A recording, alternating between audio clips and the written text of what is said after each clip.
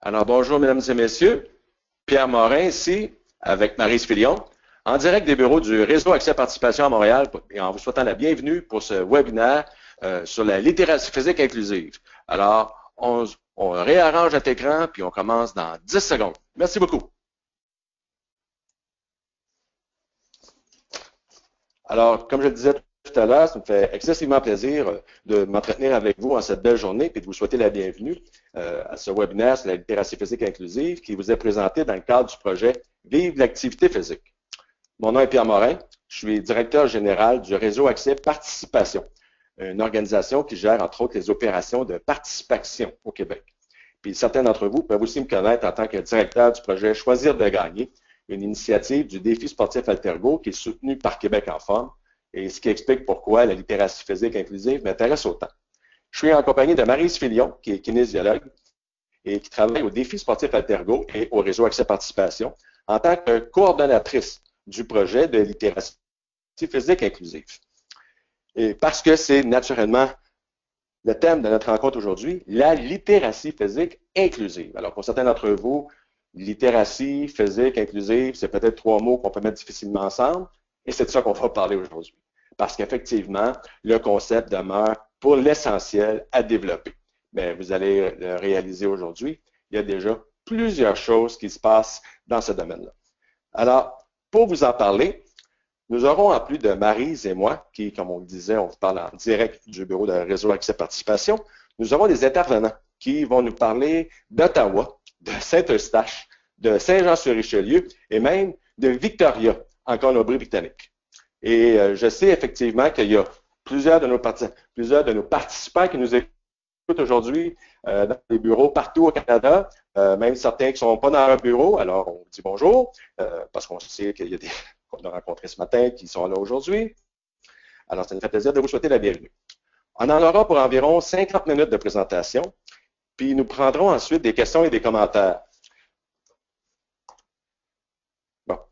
On prendra ensuite des questions et des commentaires et n'hésitez pas à ce moment-là à utiliser le chat box qui est en bas à droite de l'interface webinaire. Dépendant des questions et des commentaires, on pourra peut-être à certains moments interrompre les présentations. Sinon, on va se les garder pour la fin. N'hésitez pas, on est vraiment en développement de concept. Alors, on compte vraiment sur votre collaboration pour nous aider à le développer. Et ça me permet de vous rappeler qu'effectivement, ce projet-là est réalisé sous l'égide du projet Vive l'activité physique en collaboration avec Le Sport, c'est pour la vie et l'Agence de santé publique du Canada et, comme je le mentionnais tantôt, Participation. D'ailleurs, ça me permet aussi d'ouvrir une petite parenthèse ici. Vous avez, dans le cadre du projet Vive l'activité physique, cette année, il y aura une troisième ronde de subventions. Et cette ronde-là, on pourra s'y inscrire à compter du 14 mars prochain. Et ceux et celles que ça intéresse, je vous invite à communiquer avec nous. Vous verrez nos adresses courriel plus bas pour participer au webinaire d'explication du 10 mars prochain. Donc, effectivement, je vous invite à ce moment-là à nous écrire pour qu'on puisse vous inviter. Ceci dit, oui. Bon, alors, aujourd'hui, on fait quoi? Alors, on vient de faire le mot de bienvenue, et c'est sûr qu'il faut qu'on revienne un peu sur le concept de littératie physique. On va revenir un petit peu sur le concept de littératie, parce que je sais qu'il y a eu plusieurs confusions qui ont été amenées dans le passé à l'égard de ce mot-là.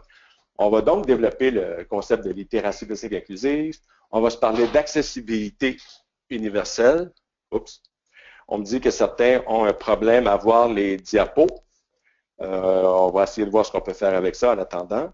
Donc, on va discuter du concept d'accessibilité universelle, des bonnes pratiques de plusieurs projets qui se préoccupent déjà de littératie physique inclusive, mais c'est comme la prose, sans le savoir. On va vous expliquer c'est quoi la nature même du projet de littératie physique inclusive, les objectifs d'une formation qu'on est en train de développer et sur laquelle nous souhaitons avoir votre opinion, mais naturellement une période de discussion et questions à la fin de tout ça. On pense en avoir pour une 50aine de minutes, donc on vous invite à rester jusqu'à la fin. Et pour les questions et commentaires, bien naturellement, ça dépendra de votre contribution. Alors, comme on dit, L'idée, c'est de présenter là où on en est dans le concept. On est en train encore de le développer. On connaît déjà le concept de littératie physique. Il faut y incorporer ou y intégrer, effectivement, celui de l'inclusion. Alors, c'est sûr que les présentations vont vous amener de bons exemples de ce qui se passe et qu'à ce niveau-là, ça va nous donner encore plus de nourriture, plus de viande pour développer le concept. Mais je compte beaucoup sur votre contribution pour nous aider. Maintenant, je demanderai à Maryse Filion de nous parler peut-être de littératie physique. Je comprends que nous avons un problème au niveau des diapos. Donc, bonjour tout le monde. Oui, en effet. J'espère que vous m'entendez bien. Donc, j'attends juste que la diapositive change.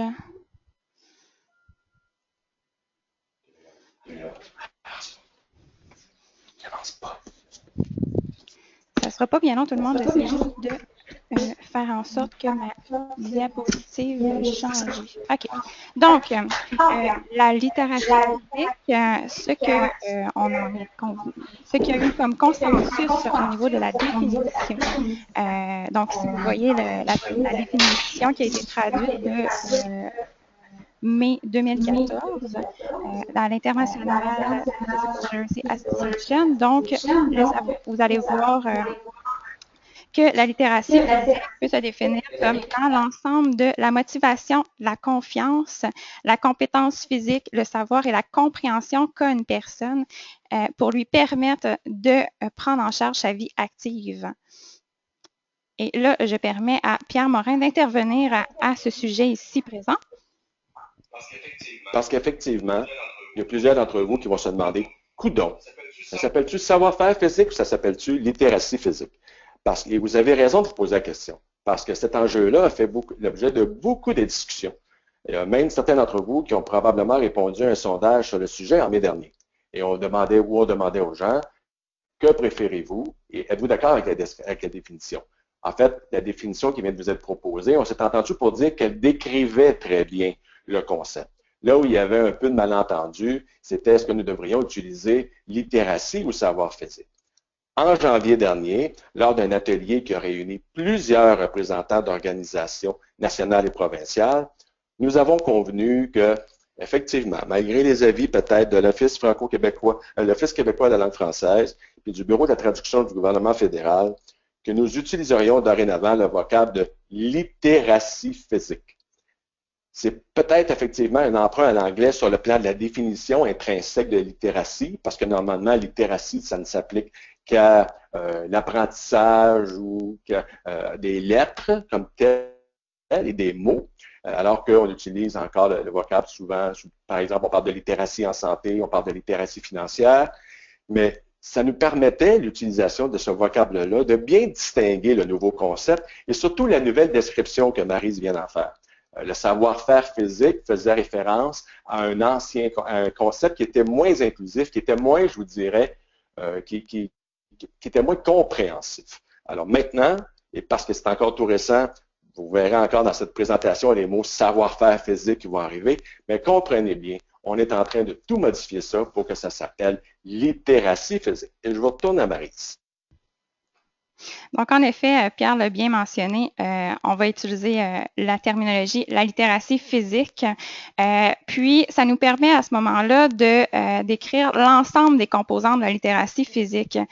Souvent, quand on faisait référence à savoir-faire physique, on entend plus facilement les habiletés motrices de base, les habiletés fondamentales, tandis que la littératie physique fait beaucoup plus référence à l'ensemble des 4 composantes que vous pouvez voir à l'écran présentement. Donc, on parle de la motivation et confiance. Donc, l'aspect que la personne veut s'intégrer dans un mode de vie actif, veut prendre les décisions pour y arriver. La compétence physique qui va l'aider à développer sa confiance. Aussi, donc, plus l'enfant se sent habile, plus la personne se sent habile à bouger, plus elle est en mesure de vouloir, d'avoir la motivation à s'intégrer dans une activité physique. Il y a aussi les savoirs et la compréhension. Donc, qu'est-ce que la personne comprend de l'importance de bouger? Qu'est-ce qu'elle comprend des choix, de l'importance de prendre les choix? C'est sa responsabilité, c'est la responsabilité que nous avons chacun d'entre nous. Puis, qu'est-ce qu'on a comme connaissance autour de ça sur l'activité physique, le mode de vie, la saine alimentation? Puis, tout ça pour faire en sorte qu'on ait des comportements qui nous engagent activement dans notre vie, physiquement actifs finalement, au cours de notre vie. Donc, ici, il faut comprendre, dans le fond, le schéma que vous voyez, c'est pour vous aider à comprendre que ce n'est pas un linéaire comme concept, mais tout est en interrelation. Donc, si on développe nos habiletés, ça va nous aider à développer la confiance en soi. Si on développe notre motivation, parce que dans notre entourage, il y a quelqu'un qui nous a dit « Hey, viens avec moi pour faire de l'activité physique. J'ai un cours que j'aimerais que tu essaies avec moi. » Bien, on a une motivation supplémentaire pour y aller. Donc, c'est peut-être ça qui va nous amener à adopter un mode de vie actif, à aimer l'activité physique. Donc, c'est vraiment le cycle complet qui est bien illustré pour la littératie physique ici. Puis, ben, tout ça, dans le fond, part du fait que de nos jours, les jeux spontanés disparaissent. De moins en moins dans la vie, on voit des jeunes dans les parcs de votre entourage, des jeunes, souvent les parcs on passe, c'est vide, il n'y a plus personne. Le soir, les parents, ils ont leur routine, ils ont des activités pour leurs enfants, les deux travaillent présentement pour la plupart des familles. Donc, c'est plus rare de voir, d'entendre des parents dire « OK, les lumières allument, tu reviens à la maison » ou d'entendre quelqu'un « OK, c'est l'heure du souper ». On en entend de moins en moins aussi. Puis, un des enjeux majeurs aussi, c'est que les enfants ne marchent plus pour différentes raisons, que ce soit que le parent passe devant l'école, il se dit « Ah, ben, je vais aller porter mon enfant, c'est sur mon chemin » ou ça peut être des craintes, peu importe, c'est des enjeux qu'on a. C'est un contexte qu'on a. C'est pas nécessairement de le changer, mais de faire en sorte que les jeunes retrouvent l'envie de bouger dans le plaisir, de créer des environnements dans le jeu, dans l'activité physique par eux-mêmes, pas seulement dans des activités encadrées. Si on regarde les modèles d'apprentissage, par exemple, l'écriture à l'école, on apprend des lettres. Quand on maîtrise les lettres, on peut connaître des mots. Puis, par la suite, on est capable de faire des phrases. Mathématiques, c'est un peu la même chose. On apprend des chiffres, on fait des fractions, puis on est capable de faire des équations. Peut-être un jour d'être astronaute, comptable, peu importe, ça peut être utile. La musique, on apprend des notes, on apprend des gammes. Ça nous amène peut-être, pour certaines personnes, à devenir des futurs marimés. Qui sait? Mais le mouvement est aussi important que le reste parce que dans la vie quotidienne, on en a besoin. On a besoin de se déplacer, on a besoin dans nos travails, dans certains travails, de contourner des obstacles, de manipuler des objets. Donc, ça prend une certaine littératie physique pour être en mesure de fonctionner et de maintenir des habiletés, maintenir un mode de vie actif. Donc, pour ça, qu'est-ce qu'il faut faire? On développe des mouvements de base. Donc, on se déplace, on court, on roule, on marche, on peut sauter, jouer avec un ballon, une balle, pour faire par la suite des séquences et des tâches. Donc, c'est d'amener la littératie physique dans tous les aspects de notre vie, aussi important que d'apprendre à écrire, à calculer ou apprendre la musique, par exemple. Si on veut être un citoyen actif et faire en sorte que le plus de monde possible puisse bouger dans notre entourage, c'est important. Donc, dans les mouvements fondamentaux qu'on parlait, on a des habiletés qui ont un rapport par rapport à notre corps physique. Donc, est-ce qu'on est capable de se tenir en équilibre? Est-ce qu'on est capable d'être rapide? Est-ce qu'on a un rythme qu'on peut développer? Une fois qu'on a ça, on a les mouvements dans le fond, on peut se déplacer, courir, sauter, rouler. On peut avoir différents environnements. Je vais y revenir plus tard. Puis une fois qu'on a ça, ben encore, on peut aller plus loin. On peut ajouter un objet, une balle, un ballon, un bâton, une raquette pour faire en sorte d'avoir le plus grand répertoire de mouvements possible pour pouvoir facilement transférer d'une activité physique à l'autre.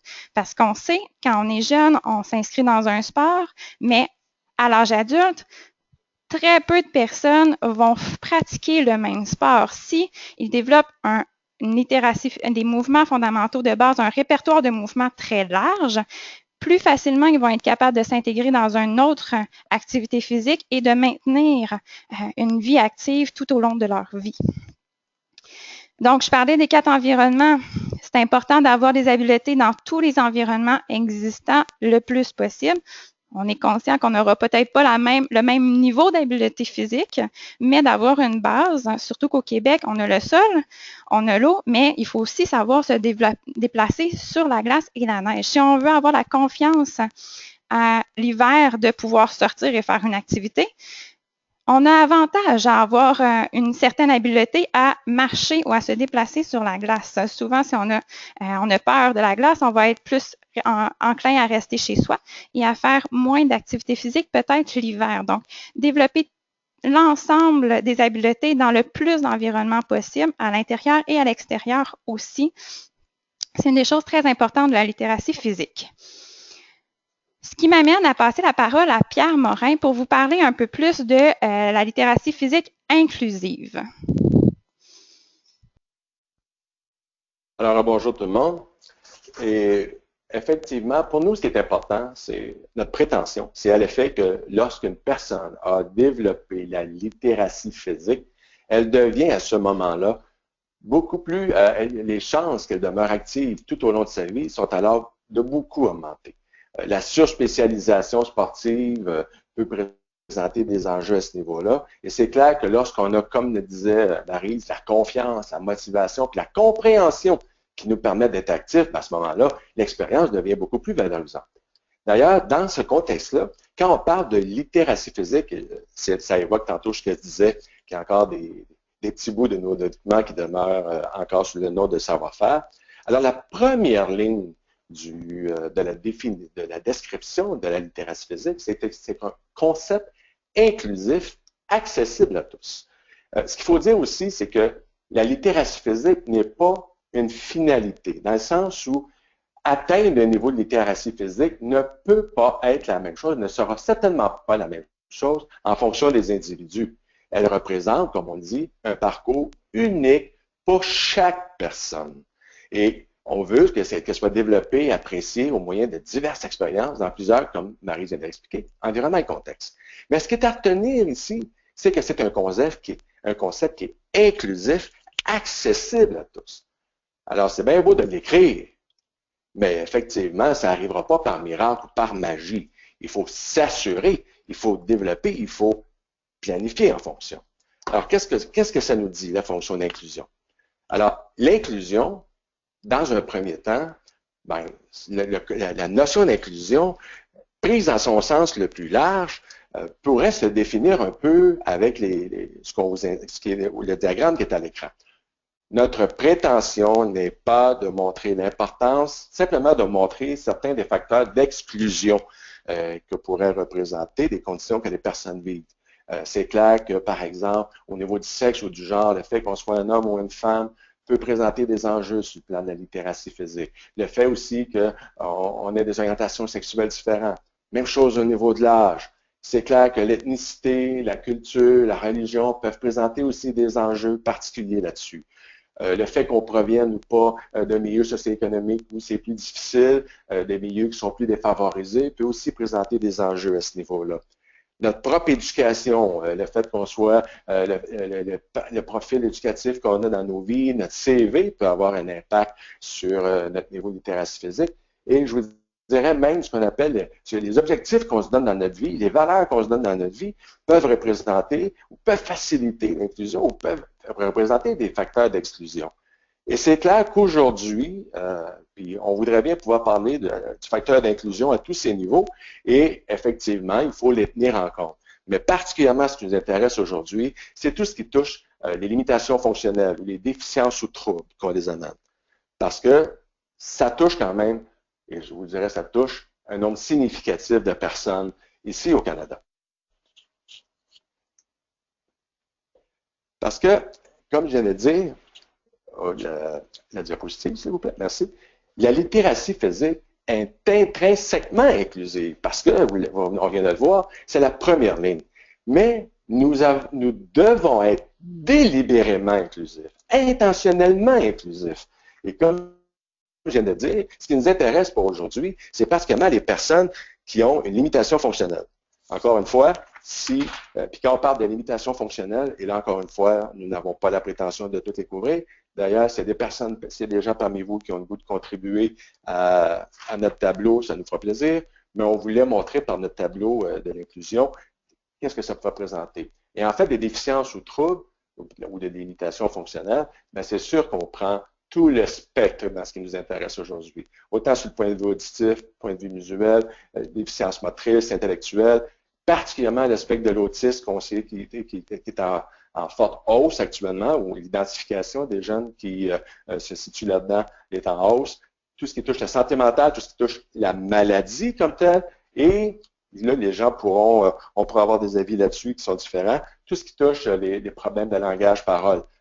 L'expérience qu'on vit actuellement chez Choisir de gagner nous montre que les jeunes qui ont des problèmes sur le plan langage-parole sont aussi effectivement mis de côté dans les cours d'activité physique, ont plus de problèmes à faire des activités, participer à des activités sportives. Alors, c'est pour ça qu'on s'est permis, nous, de les ajouter. Si vous nous demandez, oui, mais ça représente quel type de pourcentage, de quoi on parle quand on parle en termes de nombre? Voilà. Alors, effectivement, il y a un Canadien sur 7 qui a une limitation fonctionnelle. On parlait du spectre de l'autisme. Un enfant sur 68 reçoit actuellement un diagnostic d'autisme. Puis vous voyez ici dans le tableau de Statistique Canada de 2012, vous allez me dire pourquoi vous n'en avez pas un plus récent? Bien, parce que c'est le dernier recensement disponible. Le prochain, vous le savez, va se faire plus tard cette année en 2016. Et, note intéressante, 17,4% des effectifs scolaires ont une limitation, une difficulté d'apprentissage ou d'adaptation. Autrement dit, au Québec, on dit « ont un code ». Et ces codes-là représentent souvent des barrières à la participation à l'activité physique en classe, représentent souvent des barrières à la participation sportive en général. Alors, c'est clair, quand les chiffres sont clairs à ce niveau-là, 56% des personnes qui ont une limitation ne font pas ou peu d'activité physique, contre 36% des personnes qui n'ont pas de limitation. Alors, il y a déjà là un écart très important. On sait que le nombre de jeunes qui ont un code ou qui vivent avec une limitation, qui ne font pas d'activité sportive, non pas parce qu'ils n'ont pas le goût, mais parce qu'ils pensent que ça ne s'adresse pas à eux, parce que les barrières pour le faire sont importantes, parce que d'emblée, les organisations, les institutions ne savent pas comment se préoccuper d'eux, ben, ça représente un problème. Alors, il y a un défi ici, qui est, si vous ne planifiez pas pour tout le monde, il y a certainement quelqu'un qui va être laissé de côté. C'est clair. Si nous ne sommes pas intentionnellement inclusifs, alors il y a certainement quelqu'un qui sera exclu. Vous allez dire que ça tombe sous le sens. Et oui, il faut, à ce moment-là, tenter, faire tous les efforts de pouvoir inclure tout le monde, de s'assurer que tout le monde va pouvoir participer ou qu'à la limite, on ne fera pas par exprès pour exclure des gens. Et pour ça, ben, il y a un concept qui existe qui s'appelle l'accessibilité universelle. Et c'est un des concepts sur lesquels on a beaucoup l'intention de s'appuyer dans le développement du concept de littératie physique inclusive et dans le développement des ateliers que nous allons faire à cet effet. Accessibilité universelle, c'est un concept qui a été beaucoup développé. On peut parler au Québec, il y a plusieurs organisations qu'on connaît qui s'en préoccupent. Je mentionne par exemple Altergo Formation, il y a la conférence des municipalités accessibles qui se préoccupe de la question, mais la définition de l'accessibilité, c'est la caractéristique d'un produit, d'un procédé, d'un service, d'une information ou d'un environnement qui, dans un but d'équité et dans une approche inclusive, permet à chaque personne, à toute personne, de réaliser des activités de façon autonome et d'obtenir des résultats équivalents. Donc, il y a des concepts ici qui sont très importants et qui valent la peine, lorsqu'on fait juste lire la définition, de se poser la question, est-ce que j'intègre ces concepts-là dans mes façons de faire? Et là, vous allez me dire, oui, mais de quoi on parle précisément? Bien, par exemple, sur le plan architectural, qui est probablement celui qui est le plus connu en accessibilité universelle.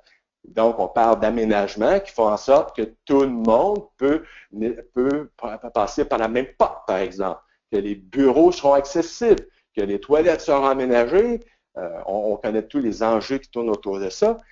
L'enjeu, l'idée ici, ce n'est pas de présenter l'ensemble de ces caractéristiques-là, mais c'est clair que de considérer l'aspect architectural dans comment vous faites vos activités, c'est un premier élément. Mais plus que ça, comment vous planifiez vos programmes et services? Est-ce que vous, intentionnellement, prévoyez inclure les personnes qui ont des limitations? Et quand on parle de programmes et services, ce n'est pas juste la programmation comme telle, ce n'est pas juste les activités que vous réservez, mais c'est qui vous allez mettre responsable de ça, comment vous allez concevoir votre programme et services pour qu'au moins l'ensemble des personnes, qu'un bon nombre de personnes, que vous n'excluez pas des individus, de par la nature même du programme et du service que vous offrez. Déjà, se poser la question de qui nous touchons et qui ou comment on peut les rejoindre, c'est déjà une bonne première chose. Racontez-vous des histoires. Quand vous considérez votre clientèle, par exemple, vous pouvez vous dire, est-ce que je rejoins Jean-Paul qui demeure sur la 2e avenue et qui a telle problématique? Est-ce que dans mon programme, ou qui vit avec telle limitation, est-ce que dans mon programme, est-ce que dans ce que j'offre, Jean-Paul ou Amanda ou peu importe, est en mesure de savoir ce qui se passe et est-ce qu'il est nécessairement en mesure de bien lui rendre des services? Donc, programme et services, c'est le deuxième aspect de l'accessibilité universelle. C'est clair que pour rejoindre Amanda, pour Jean-Paul, l'aspect des communications est primordial. Et je ne pense pas que j'ai besoin d'élaborer tout ce qu'il faut là-dessus.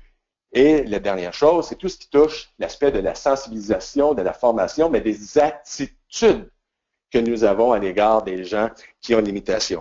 Hier, nous faisions le webinaire en anglais et le Dr. Higgs manifestait que probablement une des barrières les plus importantes résidait encore dans le fait que plusieurs personnes ont une peur d'intervenir avec les personnes qui ont une limitation en se demandant tout le temps, est-ce que je vais lui faire plus mal? Est-ce que je vais contribuer? Est-ce qu'il va bien me comprendre? Est-ce que je maximise son intervention? Est-ce qu'il y aura du plaisir? Autrement dit, une peur qui est générée plus souvent qu'autrement par une certaine forme d'ignorance ou par le fait qu'on n'a pas été formé en conséquence. Et pourtant, malgré tout ce que je viens de dire, ce qu'on se dit, malgré tout ce que je viens de dire, puis le fait qu'on a bien expliqué, l'élément principal à comprendre, c'est que tous les outils existent déjà.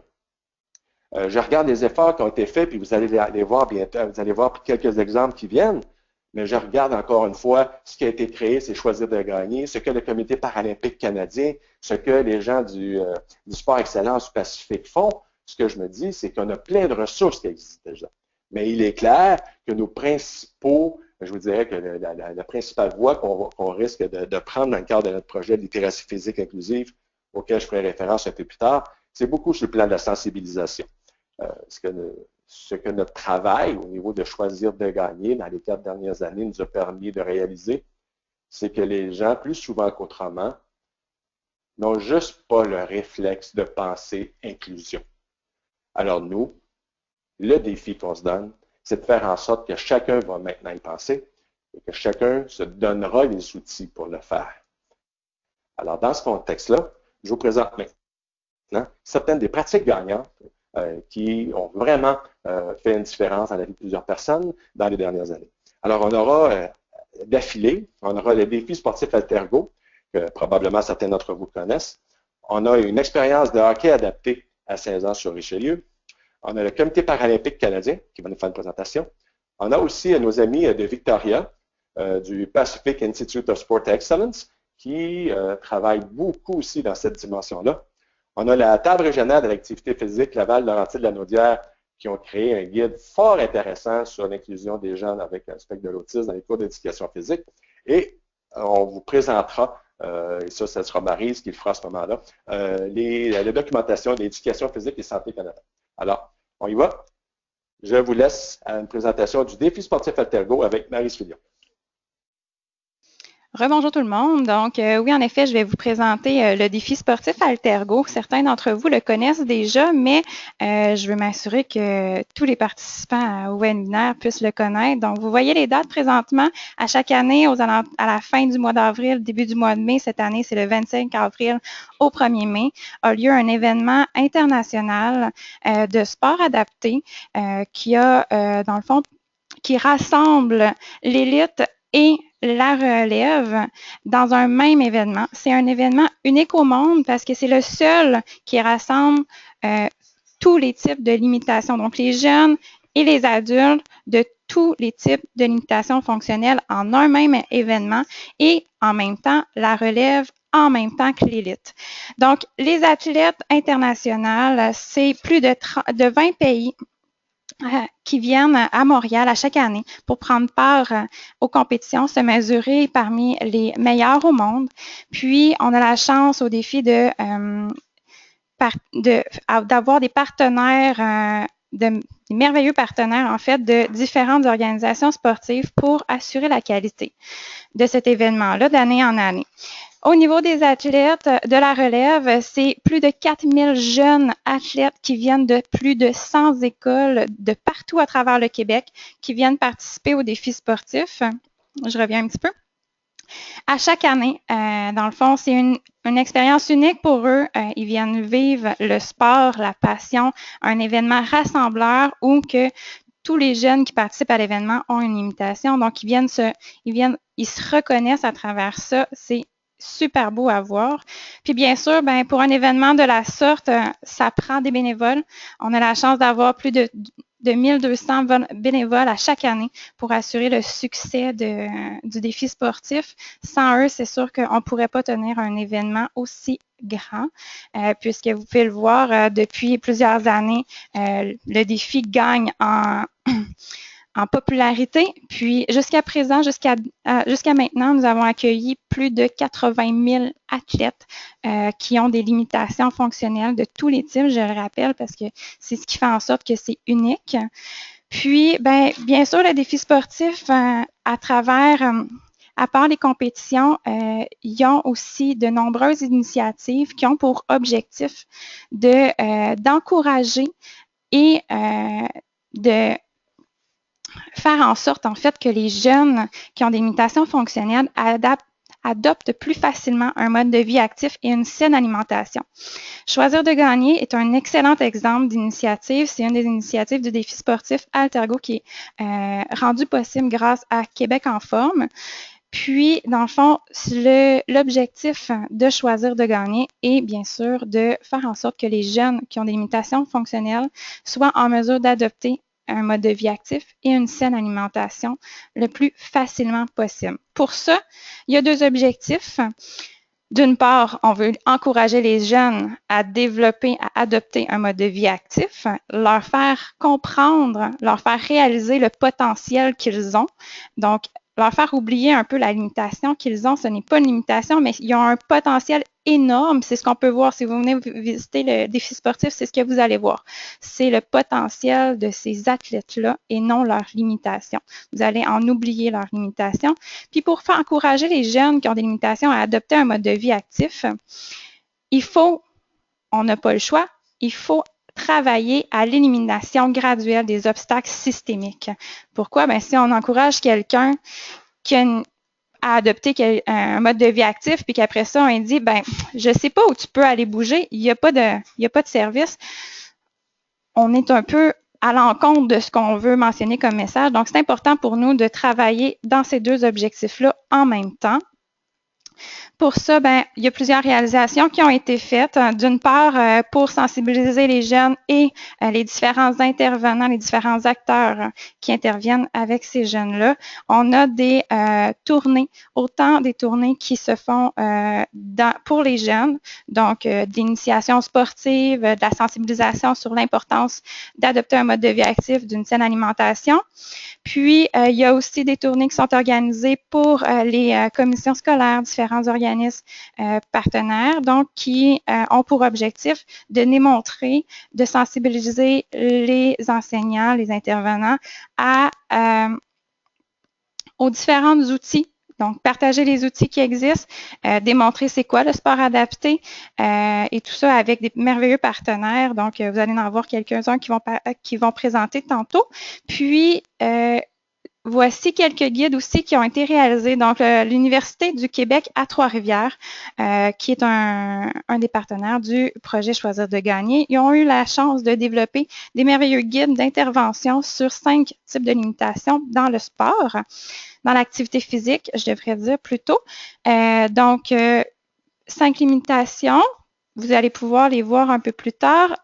Extenso, qui est le centre de référence sur l'alimentation humaine à Montréal, a développé aussi des guides, donc des guides sur l'alimentation. Il y a un guide spécifiquement pour les jeunes qui ont un trouble du spectre de l'autisme et il y a des webinaires aussi qui, en lien avec les outils de la saine alimentation et de l'activité physique, ont été développés. Vous pouvez voir sur le site internet de choisirdegagner.com tous ces outils-là. Donc, vous avez la section parents et enseignants.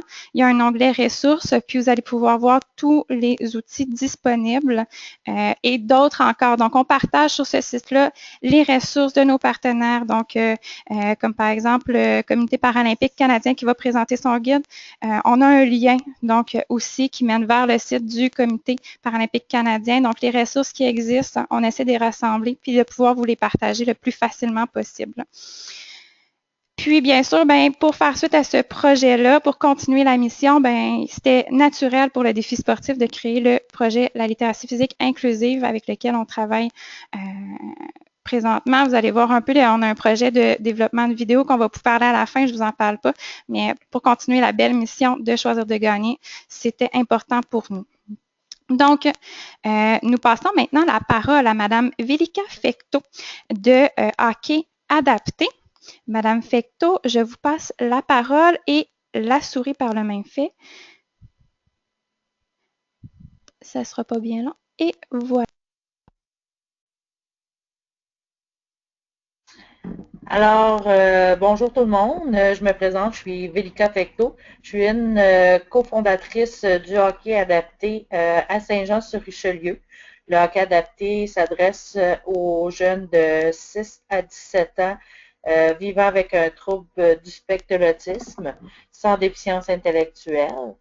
Dans le fond, l'objectif du hockey adapté, c'est de pouvoir offrir à ces jeunes-là le plaisir de jouer au hockey. Donc, on le fait tout simplement en leur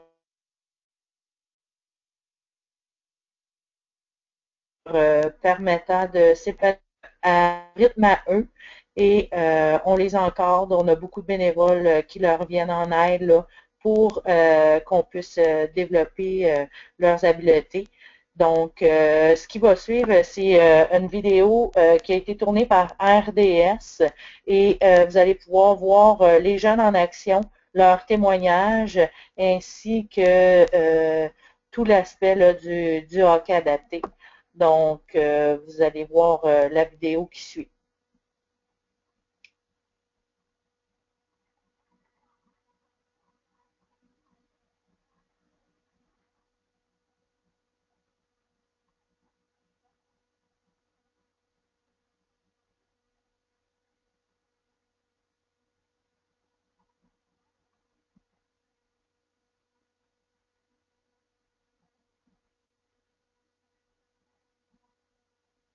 Donc, mesdames et messieurs, je suis désolée, on a un problème technique. On a fait l'essai hier en partage de vidéo, ça fonctionnait malheureusement. Il semble qu'on ait un problème de partage aujourd'hui. Je crois que vous n'entendez pas le son de la vidéo. On va continuer la présentation de Mme Fecteau et on va partager la vidéo par la suite sur le site Internet. Donc, Mme Fecteau, je suis vraiment désolée, je vais essayer de régler si on est capable, on y reviendra plus tard, mais vous pouvez continuer la présentation, peut-être résumer qu'est-ce que les commentaires qui étaient mentionnés dans la vidéo, on va pouvoir essayer de la partager. Ben, dans le fond, ce que ça résume, c'est de la façon qu'on a amené le hockey adapté, c'est que moi et mon conjoint, on a 2 enfants qui sont autistes et notre plus jeune joue au hockey dans la ligue régulière. Puis mon plus grand, quand c'est pas adapté, ça fonctionne pas tellement. Donc, à un moment donné, il nous a fait mention qu'il aimerait jouer au hockey parce qu'il suivait son jeune frère dans les arénas. Puis, il était un petit peu tanné d'être spectateur, donc il voulait lui aussi jouer au hockey. Malheureusement, on savait que, dû à son âge et le fait qu'il n'ait pas commencé tout jeune, vu le manque d'intérêt, ça ne serait pas nécessairement possible qu'il puisse le faire. Donc, on s'est dit, ben, si tu veux vraiment jouer au hockey, ben, on va devoir essayer de mettre sur pied une équipe de hockey adapté. Ce qu'on a fait, c'est qu'on a monté le projet et on l'a présenté à la Ligue de hockey mineur de Saint-Jean-sur-Richelieu. Ils ont trouvé que le projet était très emballant et ils ont été très ouverts à l'idée. Donc, on a commencé à diffuser l'information pour pouvoir recruter des jeunes pour partir une équipe. On devait avoir minimum 10 jeunes. Finalement, on a réussi à en avoir 12 pour notre première saison. Ça a été vraiment un beau succès la première année. Ensuite de ça, ben, on a demandé de refaire l'expérience et cette année, pour notre deuxième saison, on est rendu à 27 jeunes. C'est vraiment le fun parce que on ne met pas on ne met pas de barème. En réalité, la seule chose, c'est que nous, on y va avec des jeunes autistes sans déficience intellectuelle. Et on y va vraiment, même si les jeunes ne savent pas patiner, ce n'est pas une barrière parce qu'il y a beaucoup de parents qui nous appelaient et qui nous disaient, ben mon enfant n'a jamais patiné. Notre mandat, ben, c'est de leur apprendre. Donc, le hockey adapté, c'est vraiment une initiation au hockey. On y va avec les bases, savoir patiner, savoir se tenir sur des patins. On ajoute le bâton. Ensuite, on ajoute les rondelles. Juste le fait de porter l'équipement de hockey pour certains, des fois, c'est une petite barrière. Par contre, avec le plaisir qu'ils ont, la barrière tombe. Donc, on s'adapte aux enfants et non le contraire. Dans le hockey régulier, normalement, ce sont les jeunes qui doivent s'adapter au coach.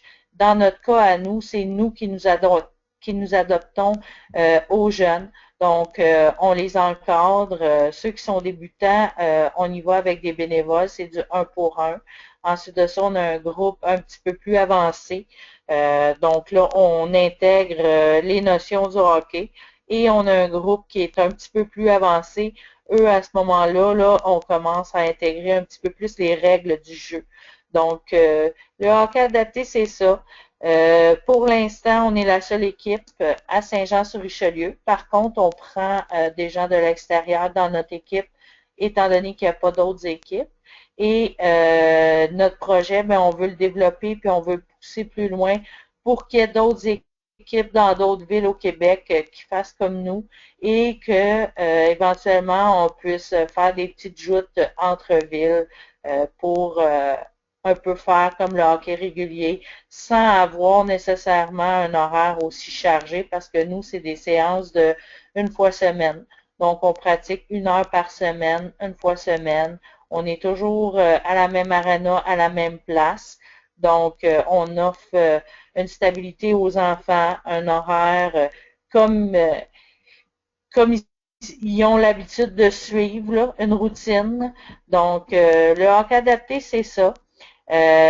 Si vous réussissez à visionner la vidéo, vous allez avoir des beaux témoignages de ce que ça apporte aux enfants. Donc, visitez-nous la page Facebook, vous la voyez à l'écran présentement. Si vous avez des questions, vous pouvez communiquer avec moi par courriel ou par téléphone. Donc, c'est ça le hockey adapté. Merci beaucoup, Mme Fecteau. Puis effectivement, des fois, on a besoin juste de l'intervention ou de l'initiative de parents. Ça se fait à un plus petit niveau, mais d'autres fois, ça va à un plus large niveau Et ça me permet de vous présenter Jenny Davy, qui est du Comité paralympique canadien et qui va nous parler des initiatives que le comité propose. Alors, Jenny, à toi. Bonjour et merci Pierre. Et je pense que Maryse va faire mes diapos pour moi. En fait, je suis en Toronto à l'instant, très bien placée ici au joli centre sportif Pan Am en Toronto. Et en fait, je suis au face du gymnase, puis je peux voir l'équipe nationale de basketball en fauteuil roulant. Fait que je suis bien placée pour parler du sport. Alors, j'imagine, Maryse, qu'on est sur le premier diapo du titre. Alors, si on peut juste changer à la prochaine, le qui sommes-nous. Alors, comme Pierre m'a introduit, je m'appelle Jenny Davy, je suis avec le Comité paralympique canadien. Et pour nous autres, notre mission, bien sûr, c'est de développer un système sportif paralympique et un système durable au Canada pour permettre aux athlètes d'atteindre le podium aux Jeux paralympiques. Alors, le mot durable, c'est très important et c'est un mot, on sait qu'on veut voir des champions, des championnes sur le podium, mais d'avoir les prochaines générations d'athlètes, pour nous autres, ça, c'est très important. Et ça va toucher sur notre sujet, bien sûr, du littératie physique inclusive. Prochaine diapo. Et je sais que il me semble qu'il y a un petit retard entre les diapos, fait que je vais juste attendre un instant. Je devrais dire aussi que je ne suis pas capable de voir le webinaire. Je suis juste sur mon téléphone là. Alors, quelqu'un arrête-moi si je perds mon place dans les diapos. Alors, juste, j'imagine qu'on est sur le diapo du développement de systèmes et d'éducation. Alors, ça, c'est le départ au Comité paralympique où je travaille, moi. Ça, c'est notre départ. On a bien sûr un département de haute performance qui s'occupe de nos équipes nationaux. Nous autres, en développement de systèmes et éducation, on a une variété d'initiatives. Donc, on a bien sûr des programmes à vocation éducative. On a une semaine scolaire paralympique qui aura, en fait, c'est presque en même temps du défi sportif, c'est la dernière semaine d'avril cette année. Et bien sûr, notre ressource de littératie physique, donc je vais parler dans un instant. On a aussi des initiatives d'approche. On fait beaucoup d'activités de recrutement et de développement des athlètes. Donc, en fait, ça, c'est la raison que je suis en Toronto. On fait une initiative de recrutement ce week-end. On donne du soutien à des organismes locaux et provinciaux. Alors, bien sûr, pour nous autres, on veut favoriser la prise de conscience et je vais référencer ça dans un instant aussi. On sait que c'est très important. Comme Pierre a mentionné, on sait qu'il y en a des barrières qui existent. Alors, la prise de conscience, c'est très important. On veut soutenir des possibilités viables et certainement encourager la participation. Donc, prochaine diapo. Alors, j'imagine qu'il y en a entre vous qui connaît bien le DLTA, le développement, le framework de développement à long terme des athlètes. Mais je vais juste donner un petit mot ici parce qu'on n'a pas encore parlé du DLTA aujourd'hui. Et en particulier pour les athlètes ayant un handicap. Fait qu'on se connaît peut-être traditionnellement, on voit qu'on commence avec des enfants actifs, puis après ça, on s'amuse grâce au sport, on apprend à s'entraîner, puis on suit les étapes pour être soit peut-être quelqu'un qui va être un athlète compétitif, ou peut-être quelqu'un qui va juste participer dans une vie active pour la vie. Mais en addition, on a quelques stades qu'on ajoute quand on pense à des athlètes avec un handicap. Et bien sûr, j'espère que vous pouvez les voir juste en bas à droite. C'est la prise de conscience et le stade de premier contact ou je vais dire peut-être première participation. Et ça, pour nous autres, c'est vraiment important parce que les occasions de s'adonner à un sport, c'est peut-être pas toujours super bien connu pour une personne ayant un handicap. Fait que la personne va peut-être pas être nécessairement au courant à toutes les possibilités qui sont là. Alors, dans le milieu sportif, on veut vraiment élaborer un plan de sensibilisation pour informer des personnes ayant un handicap de toutes les possibilités. Fait que ça, c'est une étape que si on n'a pas des gens qui savent quelles sont les options, bien, ça va être vraiment difficile de développer la littératie physique si vous ne savez même pas comment s'impliquer. Puis après ça, bien sûr, on veut que c'est une expérience vraiment positive. Alors, on parle beaucoup du premier contact, première participation. Donc, la première fois qu'une personne va s'impliquer dans un milieu sportif. Parce que vraiment, on veut que c'est un environnement qui est vraiment chaleureux, qui est vraiment propice au recueillement des participants ayant un handicap. Parce que sinon, ça va être vraiment difficile d'encourager quelqu'un de continuer avec une vie active ou continuer dans le sport. Puis on sait par la recherche, puis j'imagine qu'il y en a beaucoup ici sur le webinaire aujourd'hui qui connaissent que si une personne ne vit pas une première expérience positive, il peut vraiment définitivement renoncer au sport. Alors, et on ne veut pas voir ça, c'est certain. Alors, prochaine diapo. Alors, si on regarde un peu plus sur le DLTA, j'ai mentionné la prise de conscience, la première participation. Pour nous autres aussi, on pense beaucoup de la moment où la défiance s'est manifestée. Alors, je vais parler dans un moment de notre ressource. Puis, on a essayé de faire une ressource qui pourrait être utilisée avec n'importe qui. Donc, soit avec des gens qui ont un handicap congénital, peut-être c'est quelque chose qui s'est manifesté pendant l'enfance, peut-être plus tard dans la vie. Et certainement, on a besoin de penser aux spécificités de chaque part. Mais quand même, le ressource qu'on a fait, on veut juste faire une base d'introduction. C'est vraiment au niveau du littératie physique, mais on espère de mettre les étapes en place pour que des gens peuvent se continuer dans le sport plus tard dans la vie. Donc, prochaine diapo. Alors, j'ai juste mis on peut voir un peu qu'est-ce que ça a l'air. Notre ressource s'amuser grâce au sport paralympique. Alors, ça, c'est notre ressource de littératie physique inclusive. Vous voyez là, le site est là, le lien.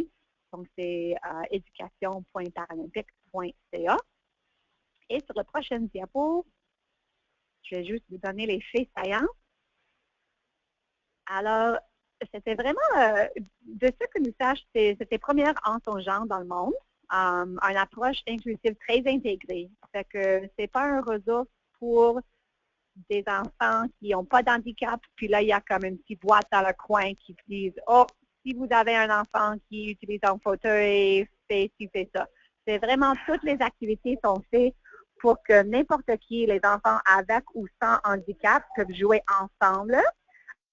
Mais c'est vraiment d'utiliser le parasport comme un vecteur de promotion. On a un savoir-faire ici, littératie physique, comme on a entendu de Pierre au début. Alors, c'est un outil en ligne, c'est interactif. On est en train de faire notre phase 2. Alors, il y a à peu près 50 activités qui sont basées sur 4 sports. On va les montrer dans un instant. Et on est juste en cours de faire des vidéos. On a fait des vidéos pour les premières 25 activités. Puis, ça va être des vidéos que n'importe qui peut les utiliser. Ils vont être prêts en quelques semaines. Et vous voyez juste les derniers aspects de notre ressource. C'est pour des enfants au niveau primaire. Et juste dernière diapo, on peut voir les sports athlétisme, volleyball assis, boccia et goalball. Et je pense qu'on a beaucoup d'autres personnes en ligne pour nous donner des informations. Je vois une petite note de Marie. Alors, je vous laisse avec mon courriel. Et en fait, j'ai besoin de quitter en quelques minutes. Fait que je ne serai pas là pour les questions. Mais s'il vous plaît, m'envoyez-moi un courriel si vous avez des autres questions. Et merci d'avoir me donné le temps. Merci. Merci beaucoup, Jenny. C'était effectivement très intéressant. On regrette que tu ne puisses pas rester avec nous, mais un gros merci pour ta participation malgré tes obligations d'aujourd'hui. Une autre intervention, je vous avais promis quelqu'un qui nous parlerait de Victoria. Alors, ça me fait excessivement plaisir de vous présenter Sarah Leblanc, qui est la superviseure de la littératie physique au Pacific Institute of Sport Excellence. Et Sarah, c'est à ton tour.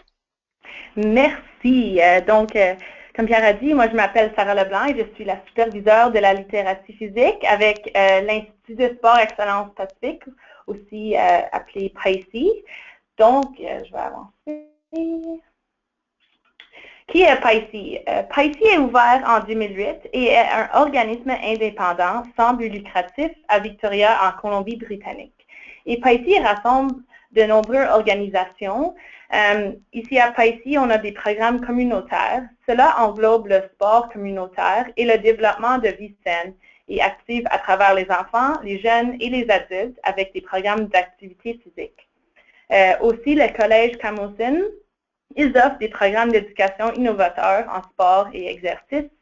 L'Institut canadien du sport pacifique, eux, ils offrent des services de performance pour les athlètes de classe mondiale. Et dernièrement, SPIN, Sport Innovation Center, sont au premier rang à la recherche de nouvelles technologies afin de fournir aux athlètes canadiens un avantage.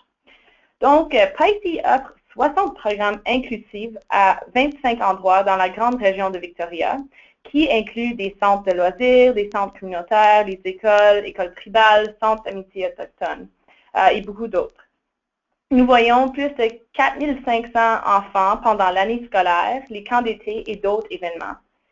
Nous avons des programmes spécifiques pour la communauté autochtone, des programmes pour la population générale et des programmes adaptés. Nous offrons également la possibilité pour les communautés et les individus défavorisés de participer à des programmes PICEE gratuitement à des subventions et des partenariats avec des écoles et d'autres organismes. À l'intérieur de ces 60 programmes, 13 sont spécifiquement des programmes adaptés pour 120 enfants et des jeunes à diverses formes de limitations fonctionnelles, cognitives et physiques et qui ont des maladies affectant la santé. Donc, une de nos pratiques gagnantes de la littératie physique à PICEE inclusive sont des partenariats avec les autres organismes et groupes qui travaillent avec les populations adaptées à Victoria. Par exemple, Island Health, Canucks Autism Network, Inclusion Works et beaucoup d'autres. La plupart des inscriptions pour nos programmes adaptés proviennent de ces organismes. Par exemple, avec le programme avec Community Living Victoria, les adolescents participent avec une personne soutien qui les aide régulièrement avec les adolescents et si jamais il y a des comportements qui s'opposent, il y a un suivi à des cas avec la personne soutien. Ces personnes sont les experts, donc on a des partenariats avec eux autres pour ne pas réinventer la roue. Je ne sais pas si c'est comment on dit en français, but reinvent the wheel. Donc, avec leur aide, nous sommes en mesure de fournir l'attention dont les adolescents ont besoin en raison d'un faible ratio adulte participants. Cela permet au personnel de PICEE de faciliter et modifier les jeux à la capacité de chaque individu. Une autre pratique gagnante, c'est que nous utilisons également une approche fondée sur la famille dans certains de nos programmes dans lesquels nous incluons les parents, les frères et les sœurs. Pendant la période de réchauffement et de refroidissement, tout le monde participe ensemble et ensuite, les parents participent à une séance d'entraînement avec nos entraîneurs personnels certifiés pendant que les enfants participent à des jeux amusants. Cela donne à la famille une chance de jouer et d'interagir ensemble et de construire des liens familiaux forts.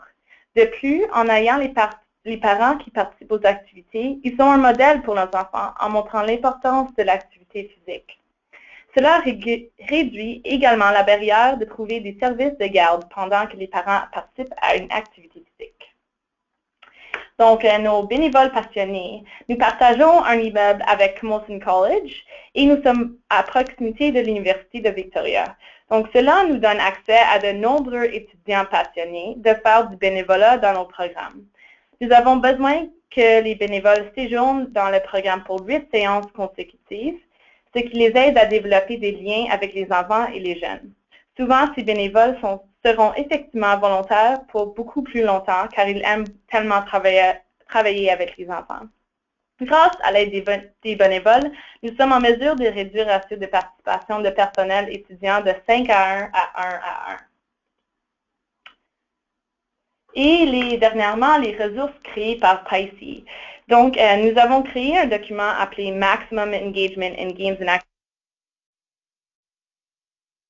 malheureusement, mais cela comprend les jeux et activités qui promeuvent la littératie physique ainsi que d'autres informations. Les jeux sont découpés en 2 stades, le développement à long terme de l'athlète et les habiletés motrices fondamentales. Nous utilisons en ce moment la connaissance que nous avons acquise dans l'adaptation de ces jeux selon différentes habilités afin de créer Mega 2.0.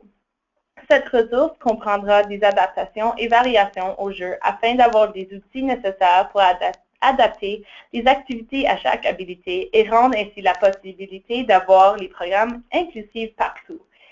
Et Pisces et Can, qui est un organisme en Vancouver et Victoria ici, en Colombie-Britannique, ont développé une ressource appelée I Can Develop Physical Literacy, qui aussi malheureusement est seulement disponible en anglais. Mais cet outil, c'est pour être utilisé par toute personne dans la communauté travaillant avec des enfants atteints de troubles du spectre autistique. La ressource est conçue pour être un outil d'aide pour les professeurs, les entraîneurs et les leaders qui veulent ajouter la littératie physique dans leur programme, qui inclut les plans de leçons, des aides visuelles, stratégies de support, etc. Et c'est tout pour moi. Si vous avez des questions, n'hésitez pas de me contacter. Merci. Merci beaucoup, Sarah. C'était vraiment une excellente présentation. Sarah me disait qu'elle était un petit peu fébrile à l'idée de présenter en français. Mais écoute, si j'en parle pas maintenant, Sarah, il n'y a personne qui voit la différence. Alors, félicitations, merci beaucoup. Une autre intervention, c'est enseigner l'éducation physique à un élève qui présente un trouble du spectre de l'autisme. C'est une initiative de la table régionale de l'activité physique Laval-Laurentide-Lanaudière. Je vais laisser le soin à Mme Lynne Duhamel, qui est conseillère pédagogique en activité physique, de vous faire cette présentation. À toi, Lynne. Oui, bonjour, vous m'entendez bien? Alors, voilà, je vais vous présenter le document. C'est un document de référence pour une intervention plus efficace auprès des élèves qui sont intégrés ou non en classe régulière. C'est sûr qu'on parle des élèves présentant un trouble du spectre de l'autisme. C'est une production de la table régionale en éducation physique et en collaboration avec la région de Montréal aussi. Qu'est-ce que la table régionale? Donc, c'est un lieu de développement et de partage d'expertise. Les membres qui sont composés de conseillers pédagogiques en éducation physique et à la santé de différentes commissions scolaires, ainsi que de personnes ressources qui enseignent aussi en éducation physique. Et on a le mandat, notre mandat, c'est d'analyser les pratiques pédagogiques qui ont cours, d'identifier certaines problématiques et de proposer des pistes de solutions. C'est d'ailleurs pourquoi on a créé ce document. On a comme mandat de créer des outils pédagogiques pour soutenir les enseignants et on doit rendre ces ressources disponibles et les partager à différentes commissions scolaires. On parle de la table régionale, mais il y a aussi la table provinciale en éducation physique où c'est un lieu très riche de partage. Alors voilà, on partage des ressources comme celle-ci. La présentation du guide. Donc, l'intention de ce guide, c'est d'outiller les enseignants et les aider à mieux répondre aux besoins des élèves qui présentent un trouble du spectre de l'autisme, qu'ils soient intégrés ou non en classe ordinaire ou qu'ils soient en classe spécialisée. Par la suite, les objectifs, alors, c'est de favoriser une meilleure connaissance des élèves qui présentent un TSA. C'est d'aider les enseignants en leur proposant des pistes qui vont les aider à soutenir l'adaptation de leur enseignement et des activités pédagogiques. On présente dans ce guide aussi des outils concrets pour mieux intervenir en éducation physique. Et avec ce guide, l'enseignant il va être en mesure de mieux observer la clientèle qui est devant lui, les élèves qui ont certaines limitations.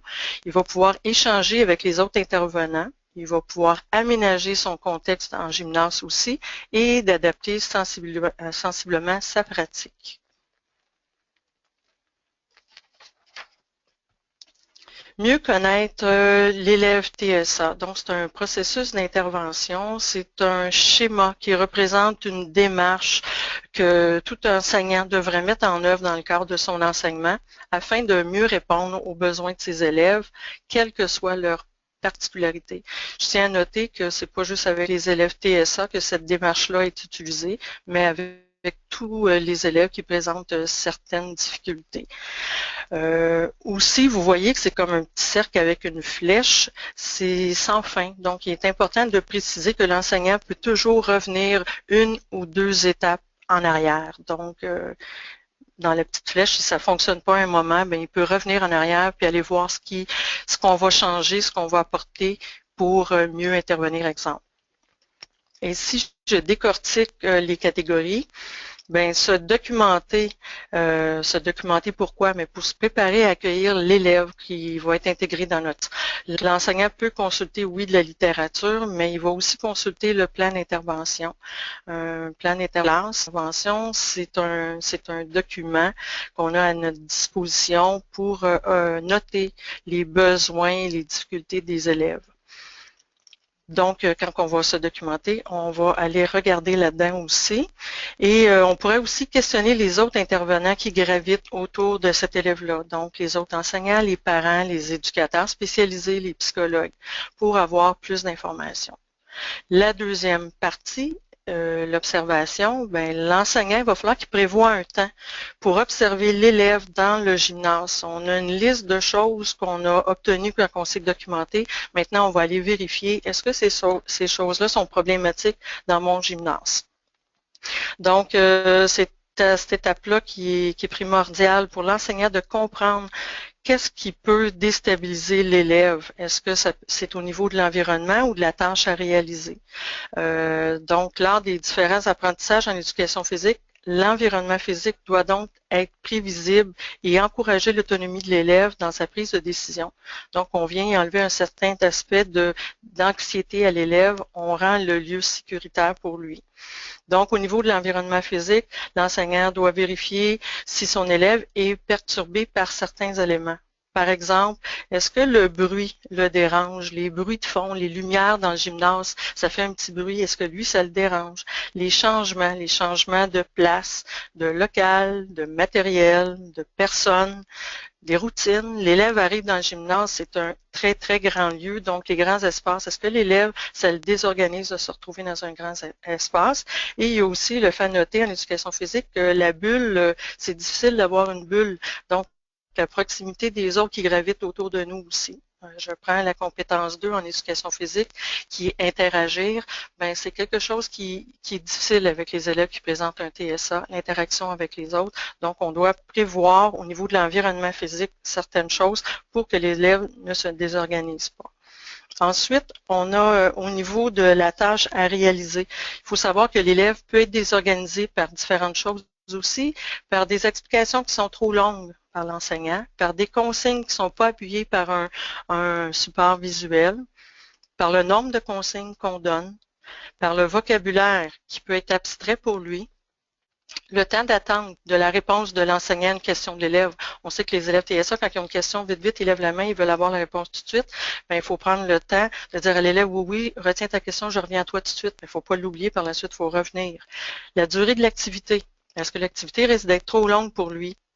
Et le type d'activité, tantôt on parlait de la compétence 2, les types d'activités, ben quand on est en gymnase et qu'on fait une activité collective en espace commun, ça fait beaucoup de monde qui court après le même ballon. Donc, quand je parlais de bulles tantôt, ça peut être difficile pour l'élève de s'organiser, de suivre un plan d'action. Quand on parle de cibler, bien, suite aux observations qu'on a recueillies, l'enseignant sera en mesure de déterminer les moyens à mettre en œuvre dans ses interventions en gymnase pour faciliter l'intégration de cet élève-là. Il va ensuite cibler ce sur quoi il va mettre l'emphase dans son cours. Ensuite, si on parle d'intervention, c'est aménager le contexte et adapter sa pratique. Qu'est-ce que ça veut dire? À ce moment-là, on parle de, on sait tous que le cours d'éducation physique, ça peut apporter plusieurs bénéfices à l'élève, autant physique, psychologique, cognitif et social, mais il est essentiel que l'enseignant cherche à l'intégrer en tout temps pendant ses cours. Donc, l'enseignant devra adopter des attitudes et des gestes, mais aussi utiliser des outils adaptés pour rendre le contexte du cours d'éducation physique plus sécurisant et la tâche pédagogique accessible. Puis si on parle de sécuriser l'élève pour limiter ces éléments anxiogènes, par exemple, l'éducateur physique pourrait lui annoncer d'avance le plan de la séance. Aujourd'hui, c'est ça qu'on va faire. Mettre en place des routines, mettre des pictos au tableau ou d'écrire et d'aller mettre des flèches pour que l'élève puisse savoir en tout temps on est rendu où dans notre routine. On va parler d'aménager l'espace aussi. Puis, Si ça va pas bien, ben, il faut prévoir un lieu pour que le jeune puisse se calmer. Puis pour ça, c'était pour le sécuriser. Puis pour rendre la tâche accessible à l'élève, ben, l'enseignant pourrait décomposer la tâche à réaliser. Donc, au lieu de donner une grosse tâche à réaliser, d'enchaîner différentes actions, bien, on va fragmenter ça, on va décomposer la tâche, on va y en demander une, après on va y en demander une autre. On identifie aussi le début puis la fin des différentes tâches à réaliser pour qu'ils puissent se situer puis savoir où il en est rendu. On peut donner des consignes claires et concises, ça on s'entend que ça peut aider tout le monde, et répondre rapidement aux questions de l'élève. Si on est rendu maintenant à évaluer, et le évaluer ici dans cette roue-là, c'est pas évaluer pour lui donner une note dans le bulletin, mais c'est pour évaluer si ce qu'on a mis en place pour lui, ça fonctionne. Et c'est là que je vous dis qu'on peut revenir en arrière si ça fonctionne pas bien. Si ça fonctionne, on continue. Puis si ça va au-delà de nos espérances et que l'élève est capable de réaliser des tâches qu'il n'était pas capable de faire avant, bien, on peut changer puis venir complexifier un petit peu ce qu'on va lui demander. Donc, ça se peut que ça soit positif. On change pour l'amener plus loin parce qu'il est plus autonome puis ça va bien, ou on revient, ça fonctionne pas ce qu'on a mis en place, et là, c'est ce qu'on voit dans le réajuster. Donc, se réajuster, c'est pas juste négatif. Alors, voilà pour le processus d'intervention. Par la suite, on a la quatrième partie du document qui s'appelle « Exemple d'adaptation à mettre en place » afin d'intégrer un élève présentant un TSA dans les cours d'éducation physique et la santé. Donc, on vient donner plein d'exemples d'adaptation. Adaptation, c'est qu'on vient privilégier certaines choses qu'on va changer dans l'aménagement du gymnase ou dans le déroulement du cours. Et c'est en deux parties, cette partie-là, la grande partie d'exemples d'adaptation. On a la communication sociale. On parle à ce moment-là d'interaction sociale et de communication. Et la deuxième, c'est intérêt restreint et comportement répétitif. Ce que vous voyez un petit peu à l'écran, je sais que c'est pas lisible, mais vous allez avoir le document ultérieurement. Donc, ce que vous voyez, c'est qu'on est dans la deuxième partie. Ce que vous voyez en haut, c'est les difficultés spécifiques. Qu'est-ce qui peut présenter un défi pour l'élève? Donc, dans la colonne de gauche, au centre, on a les incidences possibles en classe. C'est quoi qu'on peut observer dans la classe? C'est quoi qu'on voit de concret devant nous dans le gymnase? Et la dernière à droite, c'est comment l'aider. Là, on rentre dans l'aspect un petit peu pédagogique de différenciation pédagogique. Donc, ce que l'enseignant va mettre en place pour intégrer l'élève, puis être capable que l'élève fonctionne comme les autres élèves dans le cours. Donc, c'est des pistes qu'on donne à ce moment-là, des stratégies à privilégier ou aménager le gymnase ou quoi que ce soit. Vous allez avoir la partie à ce moment-là dans le document. Ensuite, on a la partie des outils. Ah, là, ça sort pas beau dans le PowerPoint, je m'excuse, je suis désolée. Ce que vous voyez à gauche, c'est marqué changement et imprévu. Vous avez des pictos qui sont collés sur un grand carton. Donc, l'élève entre en classe et voit ce qu'il a comme tâche à faire dans le déroulement du cours. Donc, aujourd'hui, c'est ça qu'on va faire et puis les étapes sont marquées là. Vous voyez qu'il y a des petits velcro en bas du chiffre 3. Donc, l'élève peut aller positionner des flèches pour savoir où on est rendu ou bien il va suivre l'ordre des chiffres à ce moment-là. Donc, c'était un exemple, parce que les outils, c'est des exemples, parce qu'il y en a une panoplie, mais c'est des exemples de choses qu'on peut faire et utiliser dans notre gymnase pour aider l'élève à être capable de développer ses compétences quand même, comme les autres élèves. On a, pour la gestion du bruit, bien, des écouteurs, des petites lumières rouges, jaunes ou c'est vert. Donc, si c'est trop fort, ben, l'enseignant peut dire « Oups, là, c'est rouge, donc on va baisser le ton, on demande aux élèves de baisser le ton ». C'est sûr que les écouteurs, c'est beaucoup employé au primaire. Au secondaire, les élèves préfèrent les petits bouchons, c'est plus discret. Les outils pour la gestion du temps, ça peut être sous forme de montre. Il peut avoir sa montre, puis lui, il sait que dans 5 minutes, ça se termine.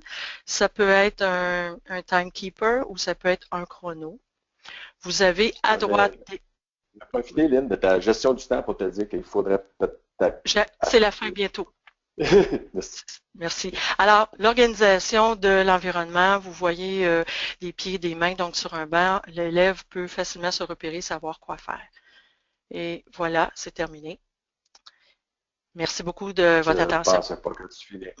OK. Ben, merci beaucoup, Lynn. Je ne croyais pas que tu finirais ça en l'espace de 10 secondes. Alors, OK. merci beaucoup. OK. Oui, mais on comprend que la ressource est définitivement accessible sur votre site. Elle va l'être aussi sur le portail qu'on va présenter dans quelques instants.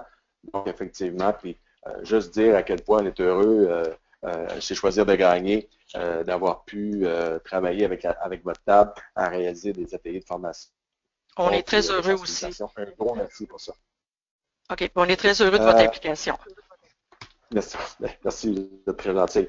La dernière présentation, et ça va se faire rapidement parce que les gens d'Éducation physique et Canada, Éducation physique et santé Canada, mieux connu sous l'acronyme de PHI Canada, auraient dû normalement, mais les gens francophones de l'organisation étaient en déplacement aujourd'hui, puis contrairement à Jenny de CPC, n'ont pas pu être proche de téléphone. Alors, je demandais à Maryse de présenter très rapidement la série de guides, puis ensuite, on va finaliser ça avec on va finaliser ça avec la présentation du projet de littératie, notre atelier, puis on prendra les questions. Alors, Maryse, c'est à toi. Donc, bonjour tout le monde. Oui, en effet, je vais vous présenter rapidement les ressources de EPS Canada, Éducation physique et santé Canada. Pour ceux qui ne connaissent pas bien Éducation physique Canada, en fait, c'est un organisme à but non lucratif qui a été bâti, qui a été établi en 1933, qui a pour objectif d'outiller, de supporter les enseignants en éducation physique dans l'intervention au niveau des jeunes pour les sensibiliser, les éduquer sur le mode de vie actif et la saine, une vie saine finalement. Puis, dans le fond, dans ces objectifs-là, dans leur mission, ils vont développer des ressources, ils vont développer des guides, des outils pour les éducateurs principalement physiques, et ce, à travers le Canada. Donc, il y a plusieurs outils disponibles. Ils ont fait une série de guides des habiletés motrices fondamentales. Donc, on en a parlé au début de la présentation. Qu'est-ce que les habiletés motrices fondamentales? Donc, ils ont des guides, je les ai lus et ils sont vraiment merveilleux, ces guides-là. Ils décrivent très bien les habiletés fondamentales. Il y a différents stades pour chacun des guides. Il y a 7 livres exactement. Donc, allez les consulter, allez voir sur leur site, voir qu'est-ce que c'est exactement. Il y a certaines des ressources qui sont gratuites, d'autres, vous allez pouvoir les acheter si vous êtes intéressé, mais sachez que c'est des ressources qui vous donnent l'explication des habiletés fondamentales, des activités dans lesquelles vous pouvez les intégrer dans vos interventions en activités physiques, les cours, les différents entraînements ou quoi que ce soit. Puis, la beauté de la chose que je veux principalement vous partager aujourd'hui, c'est qu'ils ont fait des guides, un pour les habiletés motrices pour un jeune qui a un handicap, donc que ce soit physique, que le jeune soit en fauteuil, déficience visuelle, limitation auditive, donc peu importe la limitation, il y a des indications, des beaux exemples à faire, comment on adapte ou comment, en fait, c'est quoi les habiletés motrices fondamentales pour ces jeunes-là? Comment qu'on peut les enseigner? Comment qu'on peut les aider à progresser là-dedans? Donc, on le voit ici, donc il y a des explications pour un enfant qui a la paralysie cérébrale, une lésion à la moelle épinière. Il y a une explication sur qu'est-ce que la spina bifida, quelles sont les indications importantes à prendre en considération et différentes autres limitations qui sont expliquées aussi. Il y a aussi un guide qu'ils ont fait pour les jeunes qui ont une déficience développementale ou comportementale. Donc, un peu sur le même format, ils vont expliquer c'est quoi les différentes limitations développementales ou comportementales. Ils vont vous donner des exemples, comment les enseigner à ces jeunes-là, comment vous allez faire une progression. Puis, ils ont, avec ces guides-là, développé des vidéos qui sont disponibles gratuitement en ligne sur leur site. Vous avez le lien en bas que vous pouvez noter.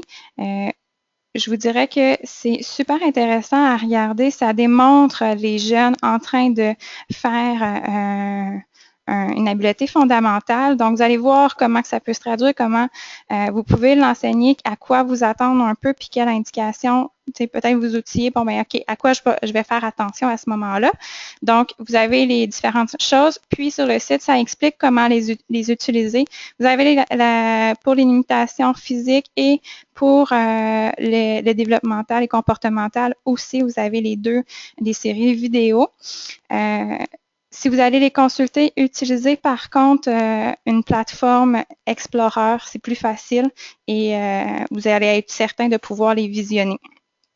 Donc, je vous invite à aller voir, là, je vais passer la parole à Pierre qui va vous présenter le projet Littératie physique inclusive. On va parler d'un portail là-dedans. Allez voir sur le portail, vous allez avoir le lien vers le site de PS Canada. Puis, vous allez pouvoir répondre à vos questions. Si jamais vous avez les informations de Trisha Zakaria, qui travaille à PH Canada, elle est anglophone, mais elle va pouvoir vous transférer à une de ses collègues francophones pour pouvoir répondre à vos questions. Donc, je repasse la parole à M. Pierre Morin pour la présentation du projet La littératie physique inclusive.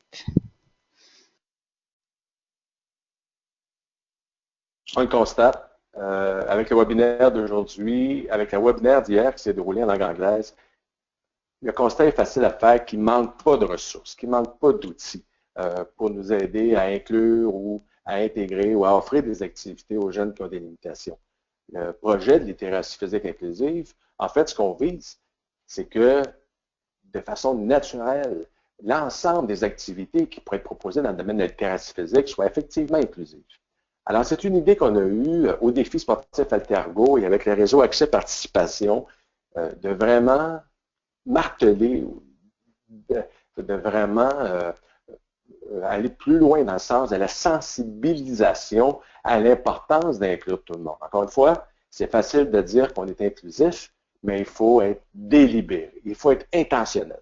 Alors, c'est réalisé dans le cadre du projet Vivre l'activité physique RBC avec le soutien de l'Agence de santé publique du Canada et, je vais le mentionner aussi naturellement, avec Participation et avec Sport pour la vie. Alors, ce qu'on vise à créer dans le cadre du projet, et on est encore en émergence là-dessus, c'est vraiment le développement d'un cadre théorique de la littératie physique inclusive. Autrement dit, comment est-ce que la littératie physique est nécessairement inclusive?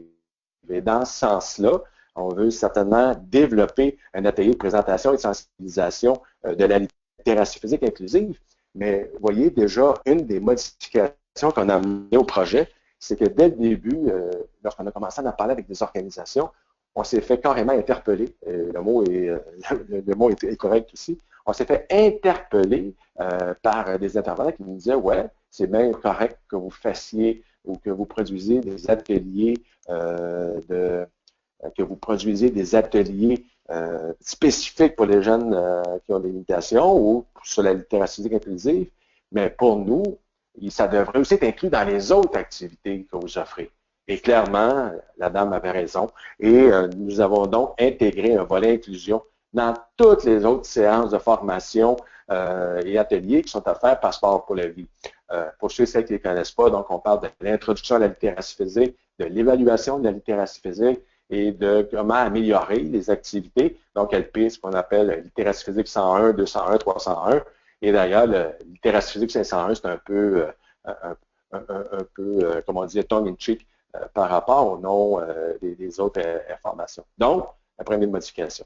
C'est clair aussi qu'on a le portail Internet, l'ensemble des ressources qui ont été présentées hier, il y en avait quelques autres que celles que nous avons présentées aujourd'hui, et celles qui ont été présentées aujourd'hui seront disponibles sur le portail, sur une page spécifique qui a été créée dans ce sens-là pour Sport pour la vie. On est en train de développer actuellement, et Maryse va en parler dans quelques instants, des ateliers pilotes pour l'atelier de littératie physique 501.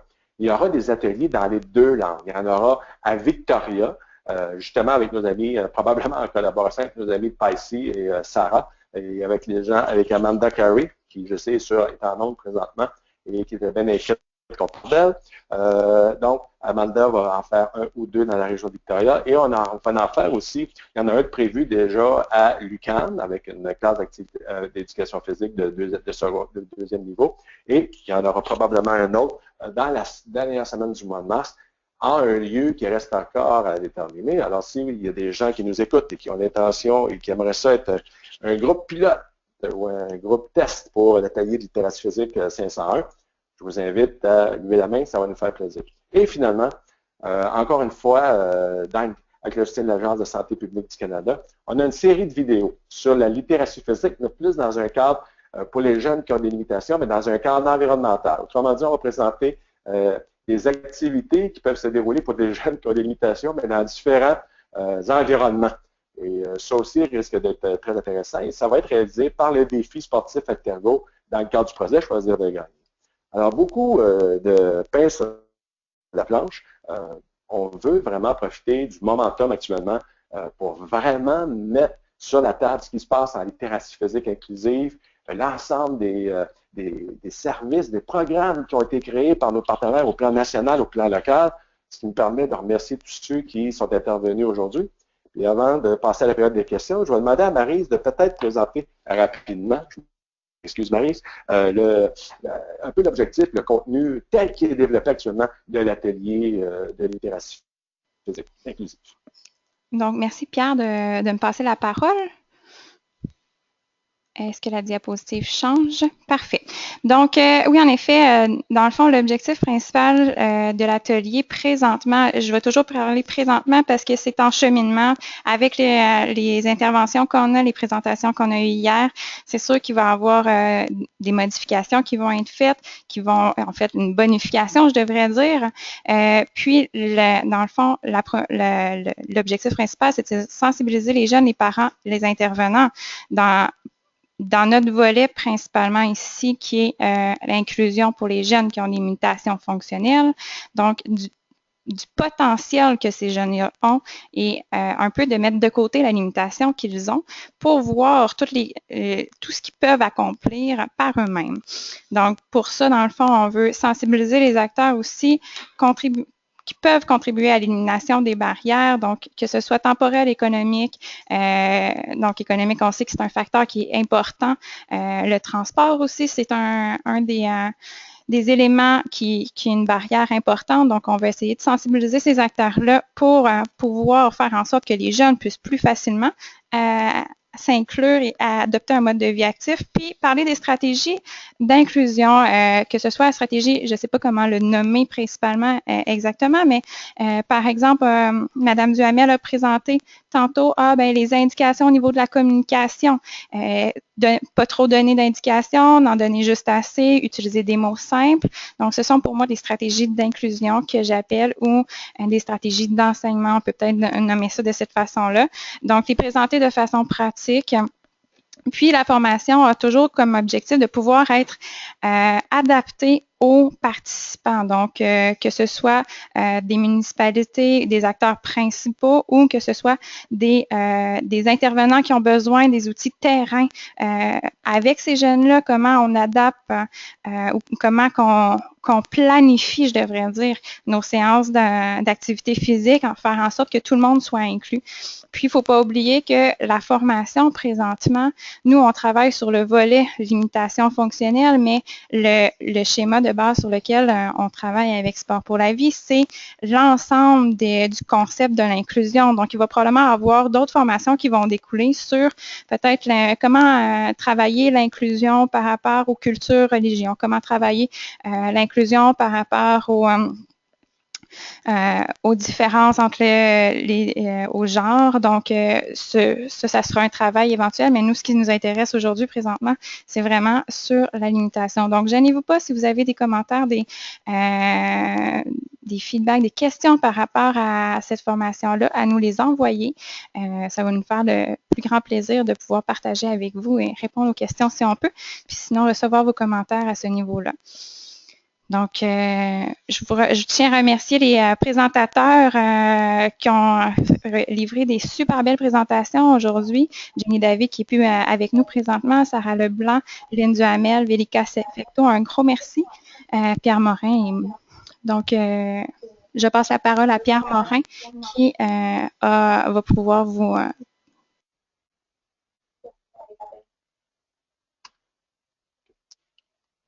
Merci, Maryse. Alors, on a quelques questions quand même qu'on aimerait adresser, que des gens nous ont demandé de poser à nos conférenciers. J'ai une première question pour Mme Fecteau du projet de Saint-Jean-sur-Richelieu. Mme Fecteau, on demande comment, bon, ça peut toujours être un petit peu difficile de rejoindre d'autres parents d'enfants qui ont un TSA. Comment vous faites pour rejoindre d'autres parents ou d'autres jeunes pour les intéresser à votre projet? Est-ce que vous passez par l'école? Est-ce que c'est plus dans des groupes de soutien? Comment ça fonctionne? Un instant, Mme Fecteau, on est en train d'essayer de vous donner. Allez-y, Mme Fecteau. Oui, ben dans le fond, on fait beaucoup de publicité. On distribue des dépliants informatifs dans les écoles. On passe des annonces dans les journaux locaux. On se sert beaucoup des réseaux sociaux. Donc, on fait affaire aussi avec des gens du milieu ici. Nous, on a le SRSOR qui est un CRDI-TED. Donc, on diffuse beaucoup l'information là, via ces réseaux-là. Là. Donc, c'est comme ça qu'on est capable d'aller chercher d'autres parents puis d'autres jeunes. Et on offre la possibilité aussi de faire un essai avant de procéder à une inscription. C'est un petit peu comme ça qu'on fonctionne. Bien, merci beaucoup. Et effectivement, est-ce que vous ne faites pas une évaluation du jeune avant que vous l'acceptiez dans votre groupe? Non, on ne fait pas d'évaluation avant qu'il soit accepté dans notre groupe. Puis les évaluations, l'enfant s'en rend pas compte qu'on l'évalue. Donc, nous, c'est vraiment là pour pas lui mettre des obstacles.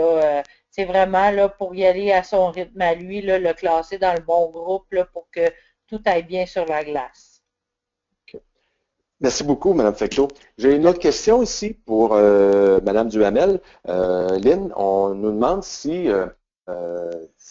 par exemple, vous avez parlé d'évaluation, mais je pense qu'il y a des gens qui sont intéressés à savoir, à l'évaluation scolaire qui doit être faite en éducation physique des jeunes qui ont un TSA, est-ce que votre guide tient compte de ça aussi? Est-ce qu'il y a des modalités particulières pour les jeunes qui ont un TSA en regard d'évaluation? Vous savez, le programme en éducation physique et à la santé, c'est bâti sur des développements de compétences. Il y a 3 compétences en éducation physique. Il y a agir dans divers contextes de pratique d'activité physique. Il y a interagir dans divers contextes et il y a adopter un mode de vie sain et actif. Pour l'élève présentant un TSA, c'est pas nécessairement, les difficultés se retrouvent pas nécessairement au niveau de la compétence 1, donc l'agir, l'enfant tout seul, c'est moins compliqué qu'en interagir, puis pour adopter un mode de vie sain actif aussi, c'est moins compliqué parce que dans un des éléments observables de notre développement de compétences, c'est que l'élève doit être capable de faire une planification, de planifier ses actions. Donc, quand il se retrouve tout seul, en fonction de ses capacités, il va faire des choix, il va faire une présentation qu'il est capable de faire. C'est quand on est rendu au niveau de la compétence 2 qui est interagir, c'est plus complexe parce que c'est souvent c'est en sport collectif, beaucoup. Donc, 5 contre 5, ça fait plusieurs personnes sur le jeu en même temps. Ce qu'on demande aux élèves, c'est d'être capable de faire un plan d'action en équipe. Donc, ils vont s'attribuer des rôles et des responsabilités. Mais ce qu'on vient faire avec le guide, c'est qu'on vient outiller les enseignants. Qu'est-ce qu'on fait avec l'élève qui, de un, déjà, c'est compliqué quand il embarque sur le terrain avec les différents rôles, les différents principes d'action qu'il doit mettre en œuvre, ça fonctionne pas, il se désorganise. Nous, ce qu'on vient dire, c'est de prendre ça par petites bouchées. Puis à ce moment-là, on dit à l'élève, bon, ben toi, puis là, tout ce que je vous dis, c'est qu'on inscrit ça dans un plan d'intervention parce que c'est pas pareil comme tous les autres élèves du groupe. Donc, lui, ce qu'on va lui demander, c'est toi, tu vas te concentrer sur un principe d'action quand ça va être ton tour embarqué sur le terrain. Donc, il va avoir une chose à faire. Il va avoir juste ça à gérer. Et quand on donne différents rôles à des élèves, ben lui, on peut lui dire, toi, quand tu vas embarquer sur le jeu, tu vas jouer un rôle de défenseur. Donc là, il n'y a pas à penser que quand il va rembarquer 5 minutes plus tard, si j'embarque dans un autre rôle, là, c'est quoi faut que je fasse? Donc, on vient simplifier la tâche pour lui, mais il fait toujours partie de l'équipe. Il y a des responsabilités dans le plan d'action de l'équipe, et il y a un rôle à jouer dans le plan d'action de l'équipe. Fait que si on est capable de mettre en place des choses qui permettent aux jeunes d'être capables de réaliser ça, ben l'élève peut réussir à développer sa compétence. Je ne sais pas si je suis claire dans ma réponse. Tout à fait. Merci beaucoup, Lynn. Merci. J'ai une petite question aussi merci beaucoup encore une fois. Puis on voit qu'effectivement, il y a beaucoup encore à faire, mais en même temps que le milieu d'activité, le milieu d'éducation physique tient en compte les différentes caractéristiques des jeunes. Une question pour Sarah ici, de PAICI à Victoria. Sarah, est-ce que tu peux nous donner un exemple d'inclusion d'une activité dans laquelle il y a des jeunes qui ont une limitation, qui participent avec d'autres jeunes, puis comment ça se traduit finalement, comment ça se vit? Oui, par exemple, dans nos camps d'été, sont tous inclusifs. Et si, par exemple, il y avait un jeune avec une limitation fonctionnelle, il ne pouvait pas marcher ou courir vraiment vite. Puis il y avait ses peers qui couraient vraiment vite. Donc, on a donné juste simplement je ne sais pas comment dire, like a noodle, quelque chose qui donnait un plus grand reach pour toucher quelqu'un lorsqu'on joue à un jeu de tag. Comme Oui. ça. Pardon? Non, je trouvais l'idée bonne, je m'excuse. Ah non, c'est correct. Donc ça lui a aidé pour être inclusif dans cette activité. Aussi, beaucoup, on utilise diverses formes d'équipements. On a des volleyballs qui sont plus like soft, qui sont moins durs pour frapper sur les bras, les choses juste vraiment facilement. On peut utiliser l'équipement pour adapter les activités à toutes les habilités des jeunes. Comme ça va être inclusif, puis tout le monde peut participer sans, pour encourager, like to challenge everybody optimally. Je ne sais pas comment dire ça, mais. OK. Merci beaucoup, C'est ça, Sarah. tu voulais savoir? Juste un petit complément, Sarah. Est-ce que vous avez une composante spécifique sur l'inclusion dans vos activités de formation auprès de vos bénévoles? Quoi? Est-ce que vous parlez d'inclusion? Est-ce que vous parlez d'adaptation avec vos équipes de bénévoles? Quelle sorte de formation vous leur donnez? Les bénévoles, on les donne pas vraiment beaucoup de formation, sauf avant qu'ils commencent, ils observent les leaders pour voir qu'est-ce qu'ils font. Puis, on vient juste de délivrer une session utilisant les visuels qu'on utilise avec Can pour les jeunes ayant un TSA. Donc, on leur a montré comment utiliser ça avec les jeunes de quelques de nos programmes.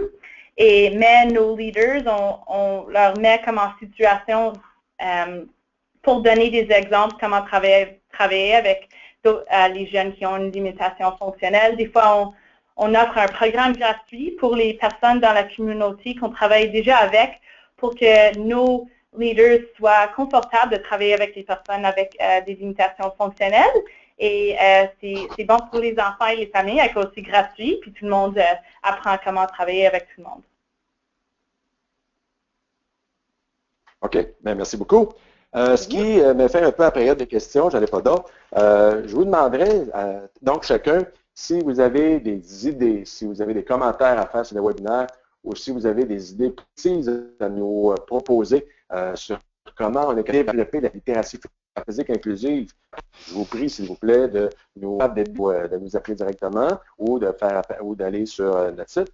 Je vous invite aussi à aller sur le site web, le portail littéraciephysique.ca/inclusion et vous allez trouver là le portail dont je viens de vous parler. Et à la question, est-ce que nous allons avoir le webinaire? Est-ce que nous allons avoir la présentation du webinaire? Est-ce que nous allons... Oui, vous allez avoir tout ça là. Et ça sera disponible. Là. Et si je ne me trompe pas, parce qu'on ne l'a pas vérifié, on m'a promis que ce serait en ligne à 2h30. Il est actuellement ici à Montréal, 14h44. Alors, ça devrait déjà être en ligne. Ça me permet aussi de dire merci et de féliciter l'ensemble de nos présentateurs. Un gros merci à vous. Ça a été une expérience très agréable. Nous avons été en moyenne une trentaine de personnes à écouter le webinaire, ce qui fait qu'avec hier, c'est pratiquement 350 personnes qui ont assisté aux présentations sur la littératie physique inclusive. C'est dire qu'il y a un momentum important qui est en train de se dessiner pour ce concept-là. C'est Pierre Morin ici, en direct du bureau du Réseau Accès Participation avec Maryse Filion et au nom de Lynn Duhamel, Madame Fecteau, Sarah Leblanc, Jenny, je vous le dis à tous, est-ce que j'oublie quelqu'un? Pardon? Et naturellement, Andrea Carey, qui est à Victoria, mais qui ne peut pas s'adresser à nous. Je vous dis un gros merci et entrez en contact avec nous. Ça va nous faire un grand plaisir. Et oui, et je dis un gros merci aussi à ceux et celles qui ont pris la peine de demeurer dans des bureaux étrangers pour nous entendre aujourd'hui. Au plaisir. Merci.